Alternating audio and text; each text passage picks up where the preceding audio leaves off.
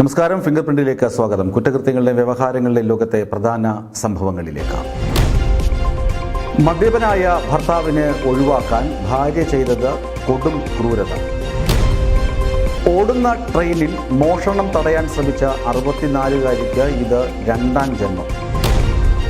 മൈസൂരിൽ 2 വയസ്സുകാരിയെ കാണാനില്ലെന്ന സംഭവത്തിൽ വലിയ ട്വിസ്റ്റ്. പഞ്ചാബിൽ മാധ്യമവേട്ട. ഫ്രീലാൻസ് മാധ്യമപ്രവർത്തകനെ പോലീസുകാർ അതിക്രൂരമായി മർദ്ദിച്ചു.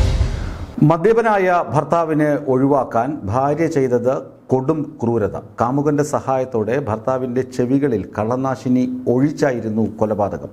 സംഭവം നടന്നത് തെലങ്കാനയിലായിരുന്നു. സ്ഥിരം മദ്യപാനിയായ ഭർത്താവിനെ ജീവിതത്തിൽ നിന്ന് ഒഴിവാക്കാൻ ഭാര്യയും കാമുകനും ചേർന്ന് കൊലപ്പെടുത്തി. ചെവിയിൽ കീടനാശിനി ഒഴിച്ചാണ് ഇരുവരും ചേർന്ന് ഭർത്താവിനെ കൊലപ്പെടുത്തിയതെന്ന് പോലീസ് പറഞ്ഞു. ഒരാളെ എങ്ങനെ കൊല ചെയ്യാമെന്ന യൂട്യൂബ് വീഡിയോ നോക്കിയാണ് ഭാര്യ രമാദേവി പഠിച്ചത്. തുടർന്ന് കാമുകന്റെ സഹായത്തോടെ അവർ കൊലപാതകം നടപ്പിലാക്കുകയും ചെയ്തു. തെലങ്കാന കരിംനഗറിലെ ലൈബ്രറി ജീവനക്കാരനായ സമ്പത്ത് എന്ന 45-കാരനാണ് കൊല്ലപ്പെട്ടത്. സംഭവത്തിൽ ഭാര്യ രമാദേവി, കാമുകൻ രാജയ്യ, സുഹൃത്ത് ശ്രീനിവാസ് എന്നിവരെയാണ് പോലീസ് അറസ്റ്റ് ചെയ്തത്. മദ്യാസക്തനായ സമ്പത്ത് പതിവായി മദ്യപിച്ച് വീട്ടിലെത്തി വഴക്കുണ്ടാക്കുമായിരുന്നു. രമാദേവി ഒരു ചായക്കട നടത്തുന്നുണ്ടായിരുന്നു. ഇവിടെ വെച്ചാണ് 50-കാരനായ രാജയ്യയെ രമാദേവി ആദ്യമായി കണ്ടുമുട്ടുന്നത്. പിന്നീട് സ്ഥിരം കടയിലെ സന്ദർശകനായ രാജയ്യയുമായി രമാദേവി അടുത്തു. രണ്ടുപേരും പ്രണയത്തിലാകുകയും ചെയ്തു. പ്രണയത്തിലായതോടെ മുഴുക്കുടിയനായ ഭർത്താവിനെ എങ്ങനെയെങ്കിലും ഒഴിവാക്കണമെന്ന ചിന്തയായി. തുടർന്നാണ് രമാദേവി ഇയാളെ കൊലപ്പെടുത്താൻ തീരുമാനമെടുത്തത്. കൊല്ലാനുള്ള വഴികൾ ഓൺലൈനിൽ തപ്പി. യൂട്യൂബിൽ നിന്നും ചെവിയിൽ കീടനാശിനി ഒഴിച്ച് കൊല്ലുന്ന വീഡിയോ കണ്ട് അങ്ങനെ കൊല്ലാൻ അവർ തീരുമാനിച്ചു. ഇക്കാര്യം കാമുകനുമായി പങ്കുവച്ചു. രാജയ്യ തന്റെ സുഹൃത്തായ ശ്രീനിവാസയുമായി ചേർന്ന് സമ്പത്തിനെ കൊല്ലാൻ പദ്ധതിയിട്ടു. പദ്ധതി പ്രകാരം കൊലപാതക ദിവസത്തെ രാത്രി രാജയ്യയും ശ്രീനിവാസനും സമ്പത്തിനെ ബൊമ്മക്കൽ ഫ്ലൈ ഓവറിനടുത്തേക്ക് വിളിച്ചു. മദ്യം വാഗ്ദാനം ചെയ്ത് കുടിപ്പിച്ചതിനെ തുടർന്ന് ബോധം നഷ്ടപ്പെട്ട സമ്പത്തിന്റെ ചെവിയിൽ രാജയ്യ കീടനാശിനി ഒഴിച്ചു. സംഭവ സ്ഥലത്ത് വെച്ച് തന്നെ സമ്പത്ത് മരിച്ചു. അടുത്ത ദിവസം രമാദേവി ഭർത്താവ് കാണാതായെന്ന പരാതി പോലീസിൽ നൽകി. പോസ്റ്റ്മോർട്ടം വേണ്ടെന്ന് രാജയ്യയും രമാദേവിയും ആവശ്യപ്പെട്ടത് സംശയം വർദ്ധിപ്പിച്ചു. സമ്പത്തിന്റെ മകനും മരണത്തിൽ ദുരൂഹത ആരോപിച്ചിരുന്നു. തുടർന്നുള്ള അന്വേഷണത്തിലാണ് ഭാര്യയും 2 കാമുകന്മാരും പോലീസിന്റെ വലയിലായത്. News desk, Vismaya news. ഓടുന്ന ട്രെയിനിൽ മോഷണം തടയാൻ ശ്രമിച്ച 64-കാരിക്ക് ഇത് രണ്ടാം ജന്മം. ട്രെയിനിൽ നിന്നും പുറത്തേക്ക് മോഷ്ടാവ് തള്ളിയിട്ട തൃശൂർ സ്വദേശിനി അമ്മിണിയാണ് തലനാരിഴയ്ക്ക് രക്ഷപ്പെട്ടത്. മോഷ്ടാവിനെക്കുറിച്ചുള്ള വിവരങ്ങൾ ലഭ്യമായെന്ന് പോലീസ് പറഞ്ഞു. ഓടുന്ന തീവണ്ടിയിൽ മോഷ്ടാവിന്റെ കവർച്ച പ്രതിരോധിച്ച് 64-കാരി. രക്ഷയില്ലാതെ വന്നതോടെ ഇവരെ മോഷ്ടാവ് തീവണ്ടിയുടെ വാതിലിലൂടെ പുറത്തേക്ക് തള്ളിയിട്ടു. ചണ്ഡീഗഡ് കൊച്ചുവേളി കേരള സമ്പർക്ക് ക്രാന്തി എക്സ്പ്രസിലെ S1 സ്ലീപ്പർ കോച്ചിൽ യാത്ര ചെയ്ത തൃശൂർ തല്ലൂർ സ്വദേശിനി അമ്മിണി ജോസാണ് അപകടത്തിൽപ്പെട്ടത്.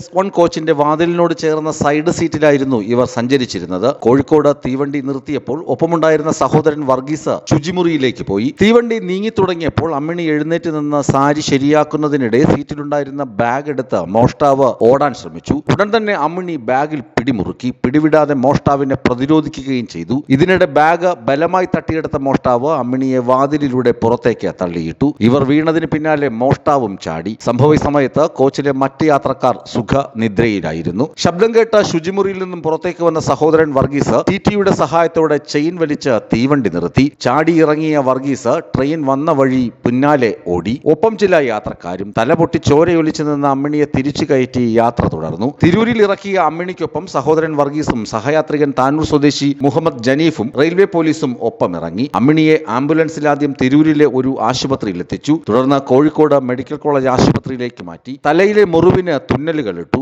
ബന്ധുക്കളെത്തി വൈകുന്നേരത്തോടെ തൃശൂരിലേക്ക് കൊണ്ടുപോയി. മുംബൈയിൽ സഹോദരന്റെ വീട്ടിൽ മരണാനന്തര ചടങ്ങിൽ പങ്കെടുത്ത് മടങ്ങുകയായിരുന്നു അമ്മിണിയും സഹോദരൻ വർഗീസും. ഉത്തരേന്ത്യക്കാരനെന്ന് സംശയിക്കുന്ന ഒരാളാണ് മോഷണ ശ്രമം നടത്തിയതെന്ന് അമ്മിണി പോലീസിന് മൊഴി നൽകി. തലനാരിഴയ്ക്കാണ് അമ്മിണി രക്ഷപ്പെട്ടത്. ട്രെയിനിന് വേഗത തീരെ കുറവായിരുന്നു. കൂടാതെ അമ്മിണി വീണ സ്ഥലത്ത് അപകടകരമായ വസ്തുക്കൾ ഉണ്ടായിരുന്നില്ല. മെഡിക്കൽ കോളേജ് ആശുപത്രിയിൽ നടത്തിയ സ്കാനിങ്ങിലും ആന്തരികമായി മറ്റ് പ്രശ്നങ്ങൾ കണ്ടില്ലെന്ന് ഡോക്ടർമാർ പറഞ്ഞു. അതേസമയം പ്രതിയെക്കുറിച്ച് നിർണായക തെളിവ് ലഭിച്ചുവെന്ന് പോലീസ് പറഞ്ഞു. സംഭവവുമായി ബന്ധപ്പെട്ട railway police superintendent Arul B കൃഷ്ണയുടെയും Palakkad railway division security commissioner Naveen പ്രശാന്തിന്റെയും മേൽനോട്ടത്തിൽ പ്രത്യേക അന്വേഷണ സംഘവും രൂപീകരിച്ചു. News desk, Vismaya news. മൈസൂരിൽ 2 വയസ്സുകാരിയെ കാണാനില്ലെന്ന സംഭവത്തിൽ വലിയ ട്വിസ്റ്റ്. കുട്ടിയെ ജ്വല്ലറിക്ക് മുന്നിൽ ഇരുത്തിയ ശേഷം അമ്മ സ്വർണ്ണാഭരണങ്ങൾ വാങ്ങി കുട്ടിയെ മറന്നുവെച്ച് വീട്ടിലേക്ക് പോയതാണെന്ന് പോലീസ് പിന്നീട് സ്ഥിരീകരിച്ചു. യുവതിയെ സ്വർണം കണ്ട് അന്തം വിട്ട് കുട്ടിയെ ഉപേക്ഷിച്ച് ഇനിമേലിൽ പോകരുതെന്ന് പോലീസ് താക്കീത് ചെയ്തുവെന്നും റിപ്പോർട്ടുണ്ട്.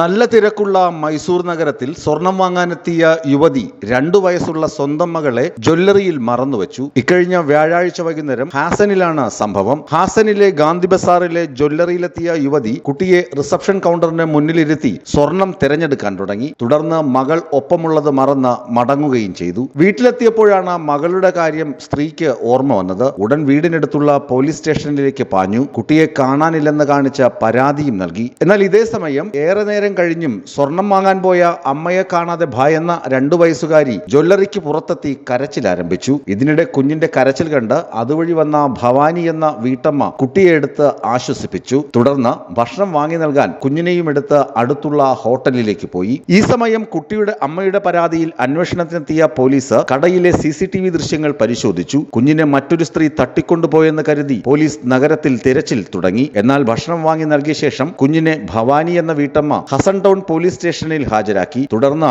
ഈ വിവരം പോലീസ് കുട്ടിയുടെ യഥാർത്ഥ അമ്മയെ അറിയിച്ചു. കുഞ്ഞിനെ കൈമാറുകയും ചെയ്തു. യുവതിക്ക് പോലീസ് താക്കീത് നൽകുകയും ചെയ്തു. സ്വർണം കണ്ടാൽ അന്തം വിട്ട് എന്തും മറക്കുന്ന സ്വഭാവം സ്ത്രീകൾ ഉപേക്ഷിക്കണമെന്നും മൈസൂർ പോലീസ് നിർദ്ദേശം നൽകി. News desk Vismaya news. പഞ്ചാബിൽ മാധ്യമ വേട്ട.